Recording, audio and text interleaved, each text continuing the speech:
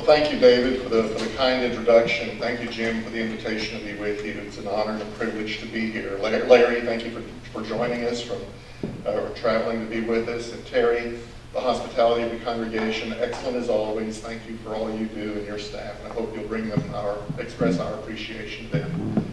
And most of all, I just want to give God thanks for every one of you. Thank you for all that you do for the purposes of Christ, for the United Methodist Church, and for young people. And I appreciate you giving up time this evening to be with us and to be a part of this conversation. Whether this is the first time you've ever been to a banquet like this with this kind of purpose, or whether you've been to a number before, our hope is that something provokes and stimulates some greater openness to the ministry through scouting. So thank you for being with us this evening. What in the world am I doing here? Have you ever found yourself in a situation where that line went through your head? 16 years ago, this summer, I was an adult leader on a scout canoe trip, 100-mile trip through the Boundary Waters. And my son was one of the boys. There were 4 adult leaders, I think 8 or 10 young people, and Boundary Waters, if you know what I'm talking about, is thousands of miles of just thousands of miles. It just goes on, and it's lake after hundreds and thousands of lakes, and to get 100 miles, what you got to do is paddle for a mile or 5 miles or 10 miles, and then portage, carry your canoe up and over, and you do that several times a day, and then you camp out, and it's wonderful, it's beautiful, and about the 4th night there, we had finished dinner, and some of the boys, had gone up to do the bear bag, stuff, and scouts know what I'm talking about. And a few of us adults were sitting around the campfire, putting a few things away, and this was the 4th night, so these boys were experts at this already, right? Hanging the bear bag, and they kind of go up the hill with where there's woods, and we're down there, and I just finished saying something. I'm sitting on a rock and talking to one of the other adults when a rock about 2, 3, 4 pounds flies over my shoulder and lands at my feet. And anybody have a clue to what this is about? Okay. So what you do with a bear bag is you got to get it tied to a great big old high limb, and you got to pull it up. And if you don't figure out how to do the rope right, somebody has an idea. Let's just tie a stone to this thing. And so there we are, 30 miles from the nearest cell phone service and a dozen lakes away, and I'm watching that rock go by my head about 6 inches from me, and thinking, what in the world am I doing here? Well, that became, we tried to make it a learning moment. It was definitely a teaching moment where we were giving some instructions at that point, but that trip was full of other marvelous times. I mean, just marvelous moments. I remember middle of the night, kid gets up to use the restroom, and all of a sudden, all of us hear, "It's a moose!" And you hear these zippers of sleeping bags and tents. And we step out, and against silhouetted against the moon, there was these antlers in the water going parallel to us on the lake, and that haunting sound of loons. We were from South Texas. We were from Troop 7 of St. Mark's United Methodist Church in McAllen, Texas, and none of us had ever heard loons, adults or young people. And I remember another moment on that trip. We were, you know how this works. It doesn't matter how many you have. Everybody carries something when it comes to a portage. And so you divide everything up. So you're either carrying a 50-pound pack or you're carrying about a 65 back then pound canoe. And everybody has to carry something. And I've done a lot of canoeing growing up, so I carried a canoe, each one of these. And that meant that some of these young men who, some of them weighed 120 pounds, are carrying 55-pound packs. And I remember one long day, we had reached a place where we had, we're going to portage up, and it was this steep. It's like a hike, and it's narrow with woods on the side, and it's raining, and the rocks are slick, and I'm carrying the canoe, and there's this young man ahead of me, 50 pounds on his back, going up, and we've been doing this all day, and this was a long portage, like a half a mile or something. And finally, he just stops, and he just can't take another step. And I'm behind him. And it was one of those meltdown moments, He says, I can't go a half mile. He said, you don't have to go a half mile. Take a step. Take one step. Take one step. Take one step. And we made it up and over. When we got to the other side, put down the canoes, I looked across, and there was another one of the adult leaders who was having a heart-to-heart conversation with my own son, who had faced that same critical moment. One of the beauties of gifts of scouting is sometimes, young people, well, all young people, need relationships of trust with adults other than their parents. So I look back at that time as a blessing, and just elements of character that are formed in those moments, sense of confidence, sense of achievement, shaping of character. I actually, directly and indirectly, my family has some deep roots related to scouting. I have in my pocket what most of you here will recognize as a Silver Beaver Award. The first of these was created and first honorees received in 1931. This one is from 1933. And it's the first one in South Texas, and it was given to my wife's grandfather. And it's the award for special service for adult leaders. And his three sons were scouts, including my wife's father, who was physically disabled as a young kid, and so went through scouting, with crutches and one leg, and yet went up through the ranks. And then his three sons, Esther's brothers, were also scouts, and then we have two sons that are Eagle Scouts. And I didn't have room on my lapel for two of these, but I wore one here. And then Esther, God bless her, during the time that our boys were growing up and going through scouting, most of the activities were on weekends, which meant I didn't participate. I couldn't go on weekend campouts because I worked weekends. But Esther went on all those trips, and so for 14 years she was den mother and scout leader at one time or another. And so there's a lot of associations with this. And I would help out from time to time. You'd think I'd be invited in to do one of the faith studies or something like that. And I helped out occasionally with something like that. But I also remember teaching for the fishing merit badge and for the, was it bird studies? Is that what it was called back in the day? And the one that I really remember was, and you're going to have a hard time believing this, Jim, but 15, 20 years ago, I was running marathons every year. And that was 20 years ago and 20 pounds ago. And so when it came to kind of the physical fitness one and the running, they had some pretty high stringent requirements for, it changed for each age. And some of the young people had difficulty reaching that, and so I worked with them. And one of the things I would do is I'd meet with whoever needed to sign off and approve that they'd run a 10-minute mile or 9-minute mile or 8-minute mile, whatever they needed.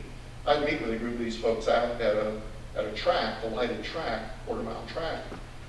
And the thing about running is you can't cheat. You can't push them. You can't pull them. You can't put them on something to drive them. They're going to have to do this themselves, right? But you can run beside them and help them with the pace. And so, what do you need to run? 8-minute, 9-minute, 10-minute? We can do that. And then I'd start. I'd run with them the whole way. and did that with several folks so they could get that signed off. But that's kind of a metaphor for scouting itself. We can't push them, we can't pull them, we can't make it happen, but we can go beside them.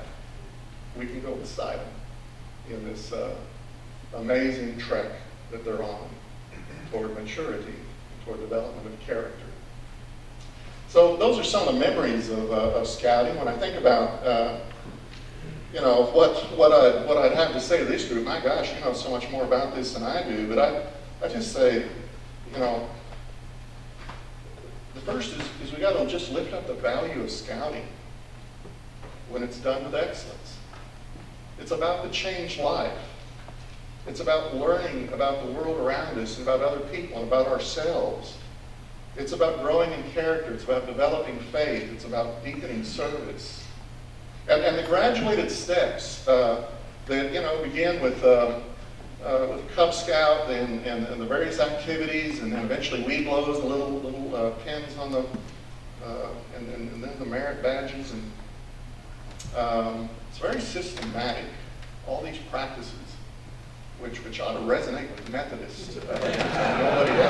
I mean, you look at Mr. Wesley's writings and instructions to early Methodists, and they're scout books.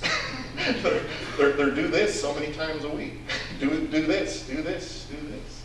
That's how we got the word Methodist, because of the methodical way in which we grow in grace and in the knowledge and love of God. And there are patterns in this, so there are threads that run through these activities and then these merit badges all the way up. So service is one of those threads. And it starts with picking up, litter at a park and at Cub Scouts and canned drives. And then it develops more sophisticated things, and scout troops go and paint a fence of somebody who can't paint it themselves or doesn't have the funds to do so. And then it culminates with the Eagle Scout, with a big, bold, audacious project. And I'm always amazed at these projects. I'm on the conservation areas around the state all the time because I love the outdoors and I love birding and so forth. And just how many times you're in the middle of nowhere and there's a bench, it's part of a Eagle project. There's a wheelchair ramp. There's a bird observation deck. I go in churches, there's a basement that's full of flood buckets that are part of an Eagle project. 200 families that are going to be served by that when the need strikes. There's a church in Dallas that has one of the more interesting Eagle projects I've ever seen, and it's a communion table made by a deaf scout for their ministry to the deaf, and it's of cherry wood, and it's beautiful, and the scout made it, and on the front it has a cross, and it has a heart of thorns, and then it has this, which means I love you in sign language. And that scout crafted that, designed it, and made it himself. Lover's Lane United Methodist Church. So there are these threads that just run through scouting that I think we dare not lose sight of. It's about the changed life. It's about development. It's about growth. It's about maturing and growing in grace. Second, I just want to remind what's already been said, that how do we begin to conceptualize this less as a kind of outside activity and more as a ministry of the church? Our adventures in scouting in our own personal family with Cub Scouts began at an elementary school near our house where the kids went to school. And when we kind of checked on the history of why is the Cub Pack meeting there, it's because the local Episcopal church couldn't find the leaders to run the program, and so an elementary school took it on.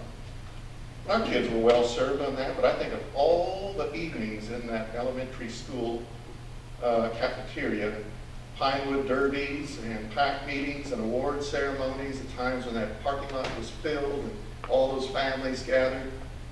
I always wondered, I wonder if the Episcopalians regretted the decision, that level of activity, that kind of ministry. I'm often asked when we're talking about how to strengthen churches and how to reach next generations, what do you think, Bishop? You think, is it mission projects? Is it youth choirs? Is it, MYF? Is it scouting? Well, the answer is yes. Yes, yes, yes, yes. Scouting is another tool in the toolbox. These numbers are real when we say that 50% of those who participate in those church scouting programs are not members of the church. And so we got to remind ourselves of that connection and the consistency of message and of purpose and how these overlap so closely between the mission of the church and much of the work of scouting. I would say this though, that if you're going to do it, if you're going to get into scouting in your church, then do it all the way and not just halfway. Sponsorship is not just lending a storage room and giving somebody a key. It's actually being engaged, the church engaged with this group of young people. And so if you're going to do it with excellence, do it all the way, do it as a ministry of the church, and not just as somebody using your facility. This is very important. This is very important for a whole host of reasons. So what that means is if these folks are part of a ministry of a church, then when you're having some cleanup program or service mission project or something, invite them to participate with you. If they're going to have some cleanup program or some mission project, go with them to be a part of it. If there's some turning point in the life of that troops or PAC's life, award ceremony, throw a party for them. Serve them hot dogs. Observe all the things that we have to observe about safe sanctuary, but we ought to be looking at how do we interact on an ongoing basis so that the relationships are developed and so that this really does become a ministry of the church. When you're thinking about people, adults, and how can we be a service around the church? We need people who lead Bible studies, volunteers and mission teams. And we need people who, as part of their service to the church, to take seriously the work of scouting and to draw that connection to the church. I remember our troop leader in McAllen used to say, parents, you've got to wear the khaki or this troop's going to die. Parents, you got to wear the khaki if we're going to have a healthy troop. And you know what that means, right? It means you got to get involved. You got to be a volunteer. You got to be an on-site leader. You got to get into it.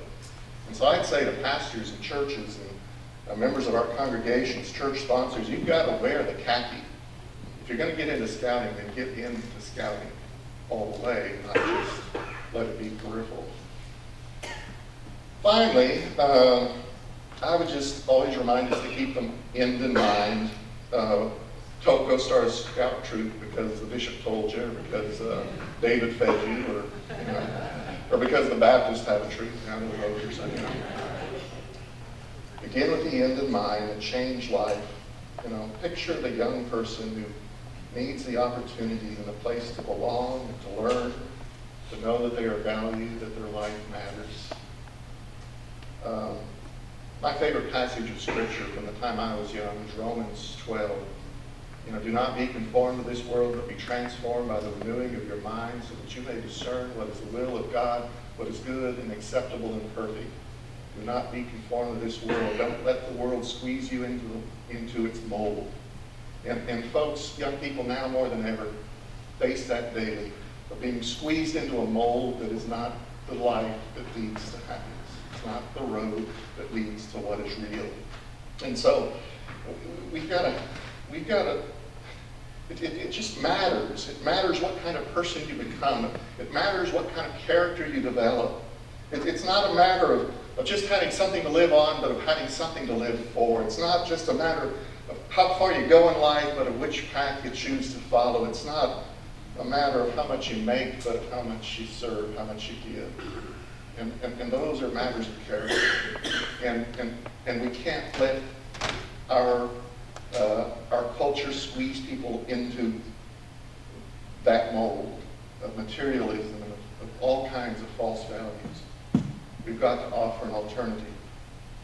These are questions of character, of what is good, of what matters in the interior life, of the spiritual life. These are marks on the path to Christ. What in the world am I doing here? Many times I've asked myself that question. If you're at this dinner tonight saying, what in the world am I doing here? Well, maybe this is a time for just discernment again. Rethink the role of your church and the life of scouting, the role of your church, and rethink maybe your own dedication. Is there something more you personally could be doing? Maybe something in one of these stories or one of these reminders will prompt us to take the next step. Just take the next step. Thank you very much. It's a privilege to serve as your bishop and to be with you this evening.